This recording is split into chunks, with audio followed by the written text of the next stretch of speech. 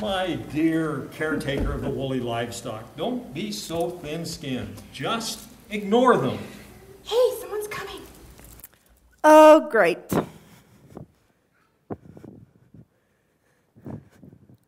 This is all I need to end my day. What a joke. Didn't know people even bothered with this sort of thing anymore. After all, isn't it offensive to people? I mean, it's offensive to me. Look at you, standing there trying to proclaim that God loves us so much, He sent His only Son down to save us? Yeah, right. Does it look like He loves me? The only reason I'm in this situation at all was because I was foolish enough to think that someone might love me.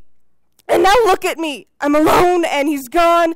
And I have this growing inside of me. And what am I supposed to do with it? Pop home and surprise Mom and Dad? I guess maybe you would understand some of what I'm going through. I mean, how did you do it? How did you hold on? How did you keep your faith? How did you know that God was real through it all? Look at how desperate I've become. Talking to a statue. I guess I've really hit rock bottom. I have nowhere to go and no more hope.